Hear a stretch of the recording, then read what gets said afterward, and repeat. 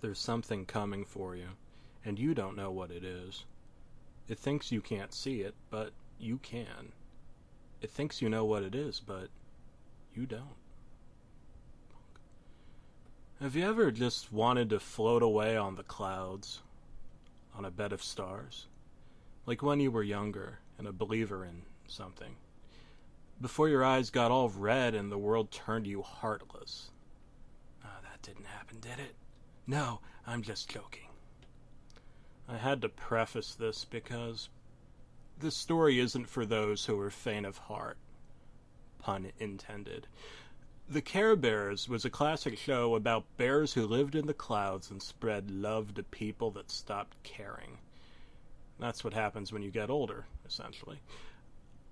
I found a VHS tape one day while going through my deceased grandfather's attic. We all remember the Care Bears. At the time, I was too young to care about writing or plot structure. All I knew was that the Care Bears cared, and when you're a little kid, that's all that matters. Well, the Care Bears was a strange show. I was rummaging through old boxes when I found a weird floorboard that had a hole in it. It was like one of those circle-cut holes you'd see in cartoon wood planks, but real somehow. Like a glory hole. Curiosity got the best of me. I used my finger like a, let's say, hook to pull the plank up with all my strength. I could see something underneath the dark there. Like something I wasn't supposed to see. Was it a diamond? A crystal? I wasn't sure. It glinted silently as things often glint silently, being incapable of producing sound. Wait a minute. I reached down and winced painfully, reaching upward. It was a knife. Someone had stashed a knife in the attic under a floorboard. Under that was a VHS tape that said Care Bears on the front. The cover was faded. Someone had drawn an S on the cover, but not on the front. I was bleeding pretty badly, so I went into the kitchen, washed up, bandaged, and anesthetized the wound. I didn't have a VHS tape player, so I decided I wouldn't be able to watch the tape. That was until I found another floorboard with a hole in it under a box of old shoes covered in paint stains. I carefully also lifted this floorboard, revealing some more broken glass that I didn't touch. Putting on a pair of rubber gloves, I sifted through the broken glass and cigarette ashes to find a VHS tape player. It was still in the box. In mint condition. The letter I was drawn on the front. This started to shock and confuse me, but nothing had happened to the extent that I could tell someone and they'd care. For I am Pan the Goat God, I hesitantly knew what I had to do. I hooked the VHS tape player up, shocked to find that it worked in pristine quality. Well, as much quality as those old tapes could produce. I found it strange that someone had drawn an L on the tag attached to the wire that goes into the wall. Confused, I continued hooking the VCR up. The tape started with a bright, beaming, sparkly sound that was extremely loud and ringing in my ears. You see a meadow and a bright monochrome but colored rainbow bursting outward. A loud noise is matched by a very huge light that made my older model bubble television set pop and crackle alongside the bizarre VHS scan lines that old tapes had. Friggin' CRT monitors. The tape started in a really weird and confusing way. Now, I myself am a mere weaver and baker of bread, so I didn't know too much about this lost episode stuff, so you'll have to forgive me if this makes little sense to me. There's a problem, the blue bear said. What's that?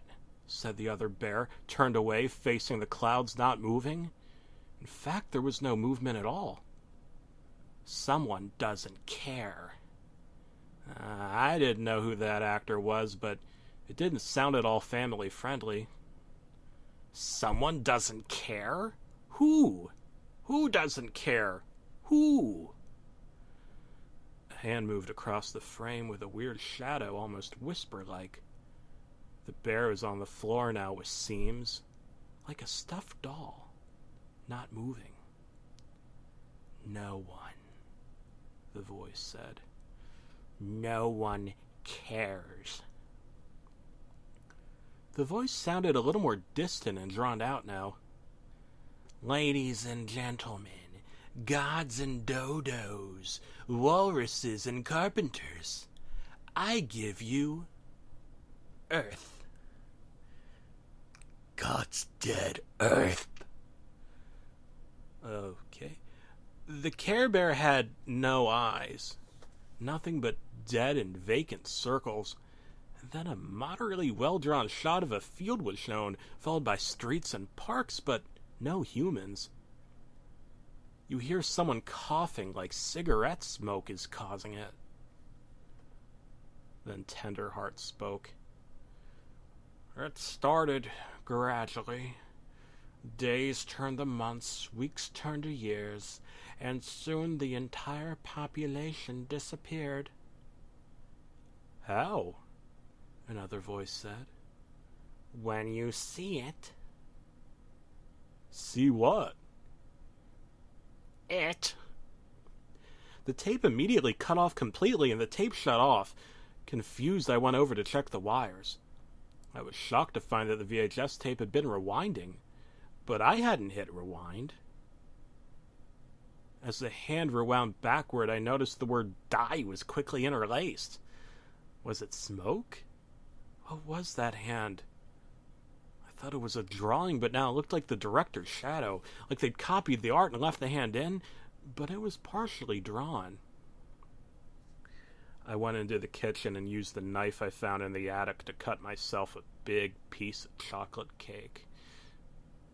Cut myself again by accident. I found some green liquid near the sink in a bottle and poured myself a glass. Tasted foul, but so does liquor. Then a voice wafted in from the living room den. "There's something strange comes over me." I ran into the living room and noticed, quite shocked, that someone had started the VHS? Or was it playing on its own? My cat, Tonsils, was there. But Tonsils couldn't press play with his tiny paws. "When I feel the desire to set you free," a voice said. It was something black and dark, and it was the same color of the hand. "But as soon as you hear it, you're already gone." Now I realize this was supposed to be a song. Because that's not... "My stomach!" a voice yelled.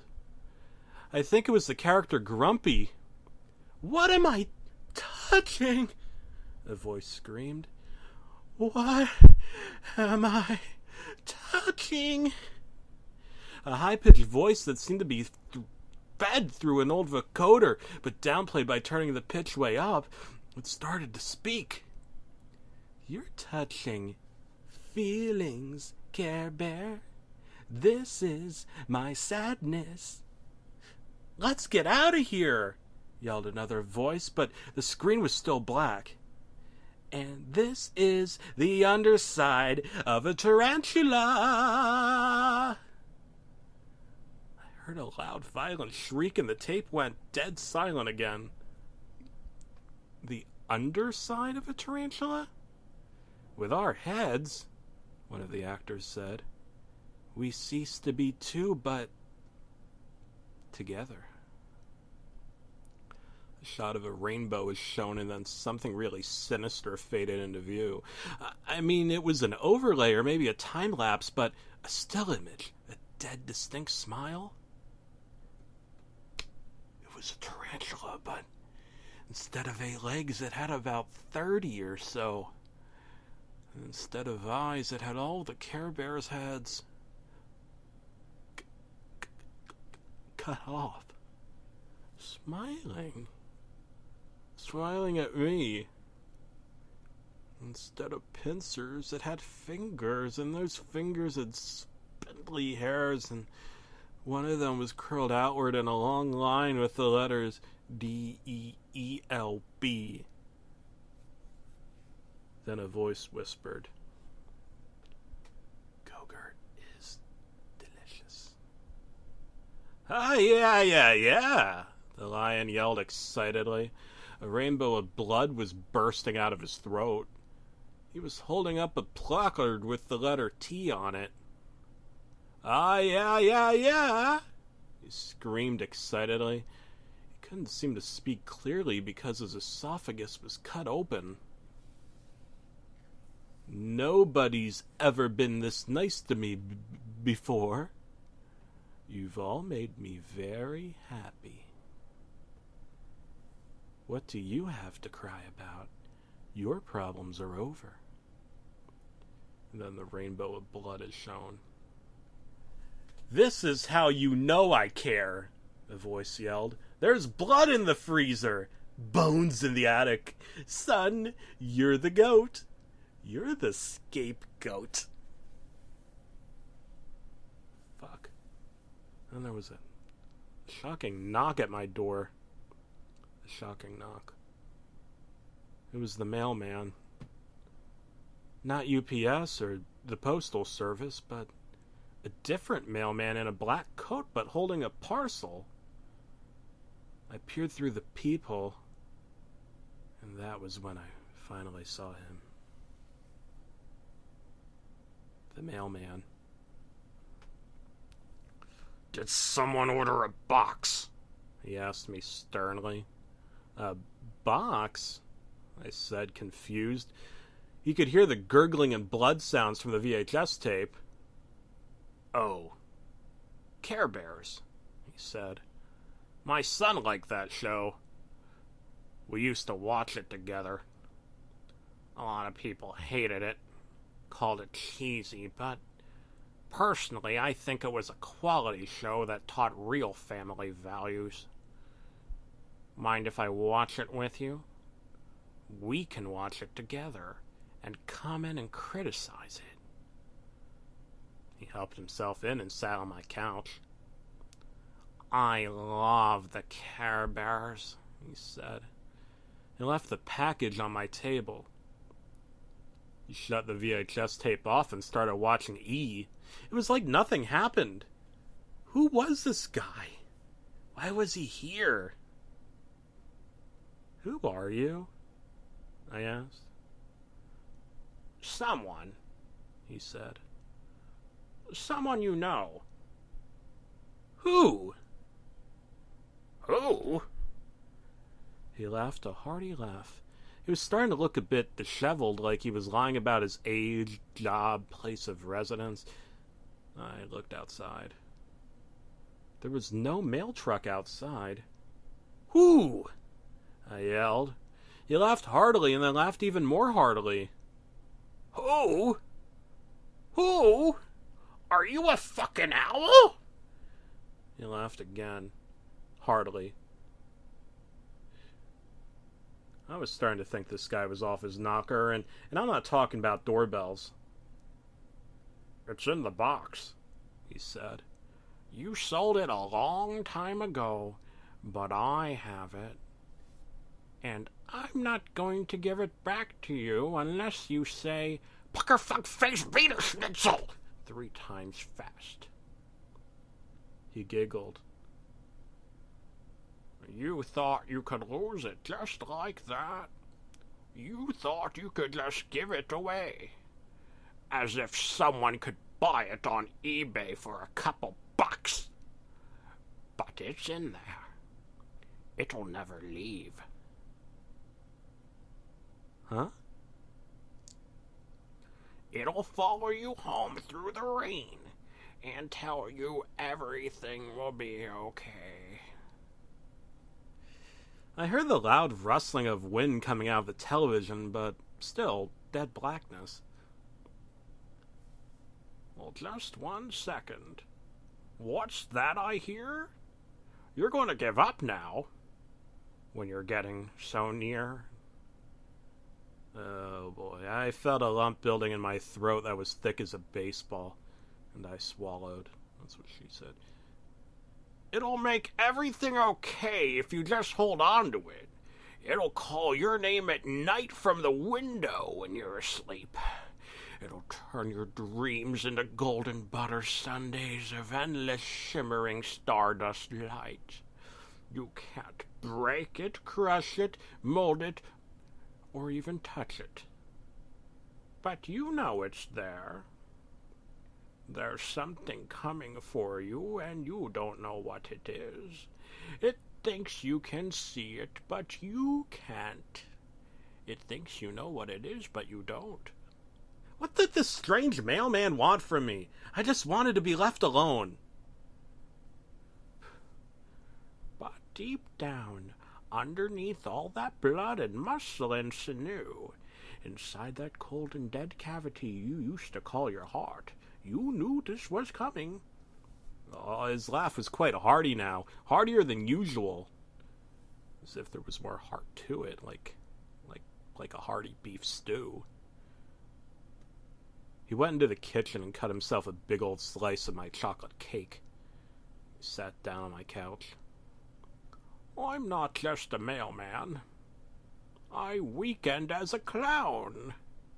He took out a big red honking nose and put it on. But I'm a sad clown. A real sad clown, you dig? The fuck did this have to do with the Care Bears? Fam, he said. Finally, I had enough. I couldn't ask him to leave. He had taken his shoes off and revealed both of his feet were bound with strange gauze. And under that gauze there were hooves, like in that mythological story you never read. What is it? What is it? He yelled excitedly. What is it? Am I your dead grandfather? A mummy? A werewolf? Vampire? Witch? Who am I? He screamed. What am I? While he continued his rant, I'd been quietly calling the dog catchers in the other room. I felt bad, but I know this was the only way to make him go. Just finally leave me alone. I told them there was a mongrel mutt here and he didn't have any business to do with me. I didn't know who dropped him off. My voice trailed off as I walked into the other room and just left the cord there. Flea collar milkshakes, butternut, pecan squash. What's that, the VHS tape? He muttered, wandering into the other room, carton of milk in hand. My roommate, or a distant cousin of him, someone I left money once, I'd have to open the box and find out what's inside. I knew what it was, though. If I opened it, he'd find out what it was, and then this would continue. Care Bears, blue bears, yellow bears, dead bears, bears on sale. A bear on display at a dog and pony show, hell, a bear at the morgue. You know what all bears have in common. They're warm and fuzzy, but they'll claw your fucking throat out. This wasn't a bear, though. It was a lion. No, a tiger. What was that in my kitchen? A shadow? Who was that man? Transformed into a glorious bear and set among the stars. I was watching the Care Bears drive room when the exterminators finally arrived. A big van full of pesticides. Did someone call a tarantula? He smiled. He was a tarantula, and he smiled. Now I was a tarantula, and I smiled. I drank myself a big old milk carton bottle of the old pesticide. Pesta, pesticide. Began to sing it out the windows, and God doesn't care who's on this green earth. Just kidding. Pesticide. Hoboken! He yelled and performed a suplex on me, dropped the carton of milk and started to drink with me, singing and laughing like they do. Just imagining him now, though. He was gone. Good Zeus. scattered some detergent on the floor, picked up a big rope and hung it over the dryer, tying it into a loose knot. I backed it way up under that attic staircase like you do. Tenderheart waltzed in, two-dimensional but still able to be touched and felt. Gave me a cold paper hug, and then a little bit of red liquid began to drip down his chest. He waved, cried a little, said he always loved me, and he floated into the heavens, attached a string. I had stabbed him in the heart with a silver arrow a long time ago. But the strange part was, nobody else in the room seemed to notice him or care. I was the only one there, but still, there was something else about this. Something incalculable. I couldn't put my finger on it. I took a deep breath as my chest opened up from the congestion of life. Maybe not one thing specifically, but little pieces of dirt over time. We all need somebody to blame. There's something coming for you, and you don't know what it is. It thinks you can't see it, but you can. It thinks you know what it is, but you don't.